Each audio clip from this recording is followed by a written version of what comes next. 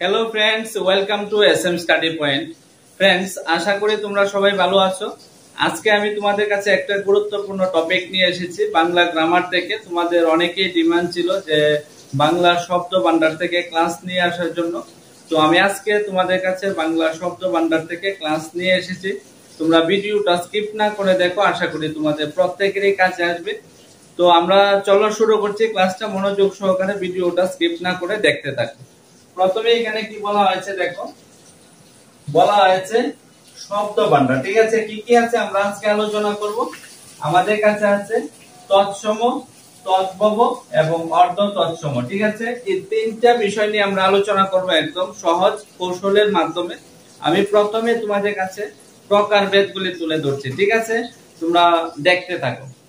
প্রথমে বলা হয়েছে দেখো, গঠন অনুসারে শব্দ হলো দুই প্রকার। ঠিক আছে, শব্দ হলো দুই প্রকার। গঠন অনুসারে যে শব্দ দুই প্রকার আছে, এই যে দুই প্রকারগুলির মধ্যে প্রথমে হলো মৌলিক, এই দেখো মৌলিক, আর একটা হলো সাধিত। ঠিক আছে, এই যে সাধিত। ঠিক আছে, গঠন অনুসারে শব্দ যে দুই প্রকার, এটা হলো মৌলিক আর একটা হলো সাধিত। তারপরে আমাদের কাছে আছে অর্থ অনুসারে। যখন বলা হবে অর্থ অনুসারে শব্দ ভান্ডারকে কয় ভাগে ভাগ করা হয়েছে, অর্থ অনুসারে শব্দ ভান্ডারকে আমাদের কাছে তিন ভাগে ভাগ করা হয়েছে। ঠিক আছে, তিন ভাগে। তিন ভাগ বলে কি কি দেখো, এখানে তিন ভাগে দেওয়া হয়েছে। তিন ভাগের পরে প্রথম যে ভাগটা আছে এখানে যৌগিক শব্দ। ঠিক আছে, তারপরে দুই নম্বরে কি আছে, এখানে বলা হয়েছে রূঢ় বা রূঢ়ি শব্দ। ঠিক আছে, তারপরে তিন নম্বরে এখানে কি বলা হয়েছে, যুগ রূঢ় শব্দ। এই হলো তিন প্রকার। ঠিক আছে, এটা কি, এটা হলো অর্থ অনুসারে। আমরা এখন যাব আমাদের কাছে যে আছে উৎস অনুসারে। ঠিক আছে, এই যে উৎস অনুসারে শব্দকে পাঁচ ভাগে ভাগ করা যায়। কয় ভাগে? পাঁচ ভাগে। ঠিক আছে, পাঁচ ভাগে ভাগ করা যায়। এই যে পাঁচ ভাগ দিয়েছে আমাদের টেট 2 সিলেবাসের মধ্যে, উৎস অনুসারে এই যে পাঁচটা ভাগ আছে, ভাগগুলি থেকে কোশ্চেন আসে এবং এই বিষয়টাই আমাদেরকে ভালো করে পড়তে হবে। ঠিক আছে, দেখো এই যে পাঁচ ভাগ আছে, প্রথম ভাগটা কি আছে, তৎসম শব্দ, যেটা আমরা আজকে আলোচনা করব। তারপরে দুই নম্বরে কি আছে, তদ্ভব। ঠিক আছে, এটা আমরা আজকে আলোচনা করব। তারপরে আছে অর্ধ তৎসম। এই যে অর্ধ তৎসম, এই যে তিনটা বিষয় নিয়ে আমরা আলোচনা করব। তারপরে আরেকটা ভিডিওর মধ্যে আমরা এই যে দেশি এবং বিদেশি শব্দ নিয়ে আরেকটা ক্লাস নিয়ে আসবো। এখনো যারা যারা আমার এসএম স্টাডি পয়েন্ট চ্যানেলটাকে যারা যারা সাবস্ক্রাইব করোনি, অবশ্যই সাবস্ক্রাইব করে পাশে থাকা বেল আইকনে চাপ দিয়ে রাখতে পারো টপিক অনুসারে বাংলা গ্রামারে ক্লাস পেতে। ঠিক আছে, দেখো তারপরে আছে দেশি, তারপরে আছে বিদেশি। ঠিক আছে, আমরা আজকে এই যে তিনটা বিষয় নিয়ে আলোচনা করব, তৎসম, তদ্ভব এবং অর্ধ তৎসম শব্দ। ঠিক আছে, তারপরের জায়গাতে আমরা এই বিষয়টা তুলে ধরছি, তোমরা ভিডিওটা স্কিপ না করে দেখতে থাকো। হ্যালো ফ্রেন্ডস, আমরা এখন তোমাদের কাছে তুলে ধরবো তৎসম শব্দ জিনিসটা কি, কাকে বলে, এবং তারপরে একদম সহজ কৌশলের মাধ্যমে আমি তোমাদের কাছে তুলে ধরবো।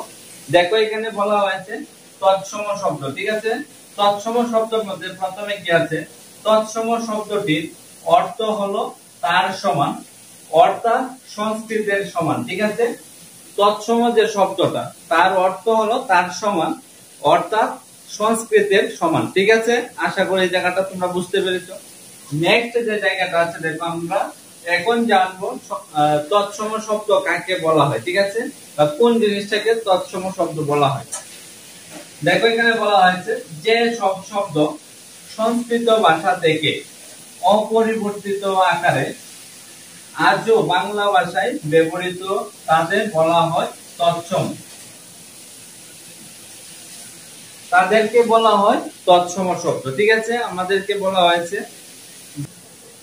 এখানে বলা হয়েছে যে সব শব্দগুলি সংস্কৃত থেকে অপরিবর্তিত থেকে বাংলা ভাষার মধ্যে আজও ব্যবহার হচ্ছে তাকে বলা হয়েছে তৎসম শব্দ। ক্লিয়ার বিষয়টা? নেক্সট কি আছে দেখো, নেক্সট আমাদের কাছে আছে উদাহরণ। ঠিক আছে, কিছু উদাহরণ আমি তুলে রেখেছি, তারপরের ভিডিওতে তারপরের যে স্লাইডে আমি তুলে ধরবো যে তৎসম শব্দটা কিভাবে একদম দেখাতে তুমি চিনে নিতে পারবে যে তৎসম শব্দ কোনটা, একদম সহজ কৌশলের মাধ্যমে। তাহলে তোমরা আগে উদাহরণগুলি দেখে নাও যে তৎসম শব্দ কোনগুলি, এগুলি একটু দেখে নাও। এখানে বলা হয়েছে দেখো সূর্য, কৃষ্ণ, কর্ণ, বংশ, চন্দ্র, মস্তক, তারপরে সন্ধ্যা, হস্ত, নাসিকা, বায়ু, মিত্র, দন্ত, ঘৃত, মাতা, বিবাহ, কর্মকার, বর্ণ, শঙ্খ, বৃক্ষ, জন্ম, নারী, পুত্র, কৃষক, বর্জন, প্রস্তর, গৃহ, মৃগ। ঠিক আছে, নেক্সট কি আছে? কৃপণ, তৃণ, মৎস্য, সুকর্ণ, মানুষ, জীবন, শিক্ষক, প্রভৃতি। এগুলি হলো তৎসম শব্দের যে উদাহরণগুলি আমি তোমাদের কাছে তুলে রেখেছি। ঠিক আছে, তারপরে এখন আমরা তুলে ধরবো যে তৎসম শব্দ চিনার কিভাবে আমরা চিনবো যে এটা তৎসম শব্দ। দেখা মাত্রই তোমরা বুঝে নেবে। দেখো, তোমরা ভিডিওটা স্কিপ না করে দেখতে থাকো। ফ্রেন্ডস, এখন আমি তোমাদের কাছে তুলে ধরবো তৎসম শব্দের যে চিনার উপায়গুলি আমি তোমাদের কাছে তুলে ধরবো। দেখো, তোমরা সবথেকে আগে দেখবা যে কোন শব্দের মধ্যে দেখো চেনার উপায়ের মধ্যে আমি কি লিখে রেখেছি, তোমরা প্রয়োজন হলে লিখে রাখতে পারো, তোমাদের খুবই কাজে আসবে। ঠিক আছে, এখানে দেখো বলা হয়েছে চেনার উপায়ের মধ্যে রেপ, যাকে বলা হয়েছে রেপ, এরকম আমি ব্র্যাকেটে দিয়েছি রেপ চিহ্নটা। রিকাজ, ৬টি ফলার মধ্যে যে কোনো একটি থাকলে তৎসম শব্দ হবে। ঠিক আছে, তো ৬টি যে আমাদের ফলা আছে, জফলা, রফলা, এই যে ফলা আছে, এগুলি যদি ৬টার মধ্যে যে কোনো একটা থাকে তাহলে এটা তৎসম শব্দ হবে। আমি উদাহরণ হিসেবে আমি তোমাদের কাছে বুঝিয়ে দেব। দেখো, নেক্সট এখানে উদাহরণ দিয়ে আমি বুঝিয়েছি কি, যেমন সূর্য, এই যে সূর্য বানানটার মধ্যে দেখো এখানে রেপ আছে, তার মানে এটা একটা তৎসম শব্দ। বর্ণ, এই যে বর্ণ শব্দটার মধ্যে রেপ আছে, এটা একটা তৎসম শব্দ। কর্ম, এই যে কর্ম একটা তৎসম শব্দ। বর্জন, এটা তৎসম শব্দ। সুকর্ণ, এটা তৎসম শব্দ, কারণ সবগুলিতে রেপ আছে। ঠিক আছে, এখন দেখো আমরা আলোচনা করছি নেক্সট এখানে রিকার দিয়ে, যেমন কৃষক, কৃপণ, তৃণ, এই যে প্রত্যেকগুলিতে রিকার আছে। এই যে এখানে রিকার আছে, এটাতেও রিকার আছে, তৃণতে। তার মানে এগুলি সবগুলি হলো তৎসম শব্দ। একদম মনোযোগ সহকারে দেখো, আর তোমাদের অন্য কোনো জায়গা থেকে পড়তে হবে না। তৎসম শব্দ পরীক্ষাতে আসলে তোমরা আনসার করতে পারবে। নেক্সট কি আছে, কোন শব্দের মধ্যে যদি মদিনান্য থাকে তাহলে তৎসম শব্দ হবে। যেমন মানুষ, এই দেখো, যেমন মানুষ, এটা তৎসম শব্দ। অন্বেষণ, এটাও তৎসম শব্দ। ঠিক আছে, মদিনাস্য এবং মদিনান্য যদি থাকে তাহলে এটা তৎসম শব্দ হবে। চেনার উপায় এই যে মদিনাস্য এবং মদিনান্য তুমি জাস্ট দেখবে, তাহলে এটা হয়ে যাবে তৎসম শব্দ। নেক্সট কি আছে আমাদের কাছে, এখানে বলা হয়েছে শব্দের মধ্যে বিসর্গ থাকলে তৎসম শব্দ হবে। যদি শব্দের মধ্যে কোনো জায়গাতে বিসর্গ থাকে তাহলে এটা তৎসম শব্দ হয়ে যাবে। নেক্সট কি আছে দেখো, আমাদের কাছে বলা হয়েছে শব্দের শুরুতে তৎসম উপসর্গ, অর্থাৎ শব্দের যখন শুরু হবে তার শুরুতে যখন তৎসম উপসর্গ থাকবে। আমরা জানি উপসর্গ শব্দের প্রথমে বসে, মানে প্রথমে বসে, পূর্বে বসে। ঠিক আছে, যেমন এই যে ওয়ার্ডগুলি পয়রফলা, পড়া, অপর, সম, নি, অব, অনু, নি, এই যে শব্দগুলি যদি শব্দের প্রথমে থাকে তাহলে এটা হয়ে যাবে তৎসম শব্দ। ঠিক আছে, আশা করি জায়গাটা বুঝতে পেরেছো। নেক্সট কি আছে, দিকি, রস্যু, এই যে লি, এই যে তারপরে এখানে দীর্ঘিকার, তারপর দীর্ঘকার, কন্ডেত্ব, এইসব ওয়ার্ডগুলি যখন থাকবে এটাও হয়ে যাবে তৎসম শব্দ। ঠিক আছে, তাহলে তৎসম শব্দটা তোমাদের কাছে আশা করি অনেকটা ইজি হবে। এবং আরেকটা বিষয় সবথেকে গুরুত্বপূর্ণ যেটা, যেমন দেখো আমি এখানে লিখে রেখেছি, যেমন চন্দ্র, এই যে চন্দ্র ওয়ার্ডটা হলো একটা পুরানো ওয়ার্ড। চন্দ্র থেকে এসেছে চাঁদ। ঠিক আছে, যেমন এখানে লিখে রেখেছি মৎস্য, মৎস্য থেকে আসবে মাছ। ঠিক আছে, এইভাবে এই যে মৎস্য শব্দটা হলো একটা পুরানো শব্দ। যত পুরানো শব্দ আছে সবগুলি হবে তৎসম শব্দ। এত আমাদের লজিক লাগাতে হবে না, তুমি জাস্ট দেখবে এই যে সাউন্ডটা, এটা যদি পুরানো শব্দ হয় তাহলে এটা হয়ে যাবে তৎসম শব্দ। ঠিক আছে, নেক্সট আমরা এখন আলোচনা করব অর্ধ তৎসম শব্দ। ঠিক আছে, একদম ইজি ভাবে। ফ্রেন্ডস, এখন আমি তোমাদের কাছে দুটো, দেখো এখানে লেখা আছে দুটো রূপে পুরানোটি তৎসম শব্দ, অর্থাৎ দুইটি শব্দ পুরানো যে শব্দটা এটা হবে তৎসম শব্দ। উদাহরণ দেওয়া হলে তোমরা এটা বুঝতে পারবে। দেখো এখানে কি দিয়েছে, দুটো রূপে পুরানোটি হলো তৎসম শব্দ হয়। ঠিক আছে, যেমন এখানে লেখা আছে, দেখো পুরানো এখানে দেওয়া আছে আর নতুন। ঠিক আছে, এই যে ওয়ার্ডগুলো এগুলি সবগুলি হলো নতুন শব্দ। ঠিক আছে, আর এগুলি হলো পুরানো শব্দ। যেমন আগে কি ছিল, চন্দ্র, চন্দ্র থেকে কি এসেছে, চাঁদ এসেছে, এটা হলো একটা নতুন শব্দ। এই যেমন এখানে দেওয়া আছে মস্তক, এই যে মস্তক থেকে এসেছে কি, মাথা। ঠিক আছে, এই যে মস্তক যে কথাটা, মস্তক কথাটা হলো পুরানো শব্দ, অর্থাৎ এটা হলো একটা তৎসম শব্দ। ঠিক আছে, নেক্সট আমাদের কাছে কি আছে, চক্ষু, চক্ষু থেকে কি এসেছে, চোখ। আমরা এখন কিন্তু সবাই চক্ষু বলি না, কি বলি, যে চোখ বলি। ঠিক আছে, চক্ষুটা হলো একটা পুরানো শব্দ, তৎসম শব্দ। নেক্সট কি আছে, পত্র, পত্র মানে হলো পাতা, এই যে নতুন শব্দ হয়ে গেল পাতা। ঠিক আছে, এই হলো তৎসম শব্দ। আমি অনেকগুলি উদাহরণ দিয়ে বুঝিয়েছি, তোমরা এইভাবে একে একে প্র্যাকটিস করবে, দেখবে ইজিলি তোমরা পারবে এগুলি। হ্যালো ফ্রেন্ডস, এখন আমরা আলোচনা করব অর্ধ তৎসম শব্দ নিয়ে।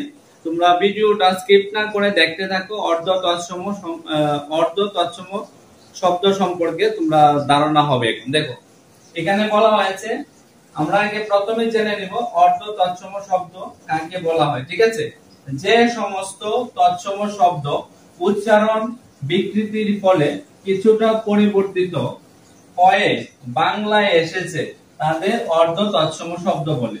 অর্থাৎ যে শব্দটা ছিল পুরানো শব্দ থেকে কিছুটা পরিবর্তন হয়ে বাংলার মধ্যে প্রবেশ করেছে তাকে বলা হয়েছে অর্ধ তৎসম শব্দ। এখন উদাহরণ দিলে তোমরা অবশ্যই বুঝতে পারবে বিষয়টা। দেখো এখানে যেমন দিয়ে আমি দিয়েছি কৃষ্ণ, এই যে কৃষ্ণ আগে ছিল এটা পুরানো শব্দ, কৃষ্ণ থেকে এসেছে কেষ্ট, এই যে কেষ্ট কথাটা হলো অর্ধ তৎসম শব্দ। ঠিক আছে, ক্লিয়ার। তারপরে নেক্সট কি আছে, দেখো মন্ত্র, এই যে মন্ত্র থেকে এসেছে মন্তর। ঠিক আছে, এই যে মন্তর। তারপরে তৃষ্ণা থেকে এসেছে চেষ্টা, চেষ্টা। ঠিক আছে, এই যে চেষ্টা হবে। আর নেক্সট আমাদের কাছে কি আছে, শ্রীদাম, এই যে শ্রীদাম ছিল এটা পুরানো শব্দ, শ্রীদাম থেকে এসেছে শ্রীদাম। ঠিক আছে, দেখো শ্রীদাম। তারপরে দেখো এখানে পুরানো শব্দ ছিল গৃহিণী, গৃহিণী থেকে এসেছে গিন্নি। এই যে প্রত্যেকগুলি দেখো কিছুটা পরিবর্তন হয়েছে, এই যে কিছুটা পরিবর্তন হয়েছে, এই যে পরিবর্তনটাকে বলা হয়েছে অর্ধ তৎসম শব্দ। আশা করি এরকম ভাবে তোমরা প্র্যাকটিস করো, আশা করি আর কোনো সমস্যা হবে না অর্ধ তৎসম শব্দ নিয়ে। নেক্সট আমরা লাস্টে আরেকটা বিষয় নিয়ে আলোচনা করব, যেটা আছে তদ্ভব শব্দ নিয়ে। ঠিক আছে, তাহলে চলো আমরা শুরু করছি। হ্যালো ফ্রেন্ডস, আজকের ক্লাসের আমরা শেষের যে পার্টটা, এই পার্টটা নিয়ে আলোচনা করব তদ্ভব শব্দ নিয়ে। ঠিক আছে, তো চলো আমরা শুরু করছি। আমাদের কাছে তদ্ভব শব্দের মধ্যে কি আছে দেখো, এখানে প্রথমে আমরা জেনে নেব তদ্ভব শব্দ কাকে বলা হয়। ঠিক আছে, দেখো এখানে বলা হয়েছে তদ্ভবের অর্থ হলো সংস্কৃত হতে উৎপন্ন। আর এই যে তদ্ভবের শব্দের অর্থ হলো সংস্কৃত থেকে উৎপন্ন। ঠিক আছে, এখন দেখো সংজ্ঞাটা। সুতরাং যে সমস্ত শব্দ সংস্কৃত থেকে প্রকৃতির মধ্যে দিয়ে পরিবর্তিত হয়ে বাংলা ভাষায় এসেছে সেই শব্দগুলিকে বলা হয় তদ্ভব শব্দ। এখন দেখো আমি উদাহরণ দিয়ে একদম সহজভাবে তোমাদের কাছে তুলে ধরবো। যে ওয়ার্ডটা মনে করো পুরানো শব্দ থেকে পরিবর্তিত হয়ে বাংলার মধ্যে প্রবেশ করেছে তাকে বলা হয়েছে তদ্ভব শব্দ। যেমন উদাহরণ হিসেবে আমি এখানে দেখাচ্ছি, যেমন এখানে আছে সংস্কৃত, সংস্কৃত থেকে প্রাকৃত, প্রাকৃত থেকে তদ্ভব। ঠিক আছে, এখন দেখো এখানে সংস্কৃতের মধ্যে যে শব্দটা ছিল যে মৎস্য। ঠিক আছে, মৎস্য থেকে মৎস্য, তারপরে এসেছে মাছ। এই যে মাছ যে শব্দটা এটা হলো তদ্ভব শব্দ। ঠিক আছে, তারপরে নিচে দেখো এখানে দেওয়া আছে চন্দ্র, এই যে চন্দ্রটা হলো পুরানো শব্দ, সংস্কৃত শব্দ। ঠিক আছে, তারপরে এসেছে চন্দ্র, তারপরে এসেছে চাঁদ। ঠিক আছে, এই যে চাঁদ কথাটা হলো একটা তদ্ভব শব্দ। ঠিক আছে, নেক্সট কি আছে আমাদের কাছে দুগ্ধ। এই যে দুগ্ধ হলো এটা হলো আমাদের কাছে পুরানো শব্দ বা সংস্কৃত শব্দ।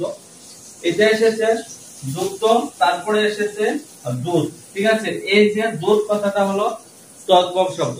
এখন সব থেকে মজার ব্যাপার হলো এই জায়গাটা তোমরা লক্ষ্য করো, এখানে যে প্রথমে যে সংস্কৃত শব্দগুলি আছে, যতগুলি আছে এখানে না, আরো যতগুলি আছে সংস্কৃত শব্দের মধ্যে এদিকে যে শব্দগুলি থাকবে সবগুলি শব্দ হবে তৎসম শব্দ, ঠিক আছে। মাঝখানে যে শব্দটা প্রাকৃত ভাষাটা হবে এটা হবে অর্ধ তৎসম শব্দ, শেষে যেটা আসবে এটা হবে তদ্ভব শব্দ, ঠিক আছে। এইভাবে তোমরা প্র্যাকটিস করো, দেখবে আর কোনো সমস্যা হবে না।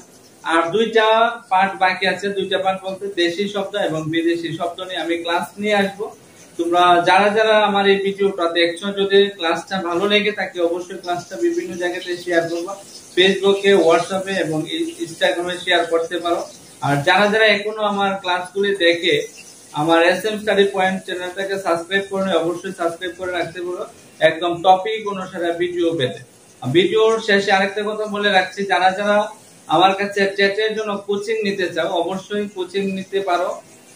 টেট 1 এবং টেট 2 এবং এসটিজিটি আমার বেস আছে বিদ্যাসাগর বাজার সংলগ্ন, তোমরা এসে ক্লাস করে দেখবে, তোমাদের কাছে যদি ক্লাস ভালো লাগে তারপরে এডমিশন হবে, আগে কোনো অ্যাডমিশন ফি দিতে হবে না। তোমরা আগে এক সপ্তাহ ক্লাস করে দেখবে, যদি তোমাদের কাছে ভালো লাগে তারপরে এডমিশন হবে।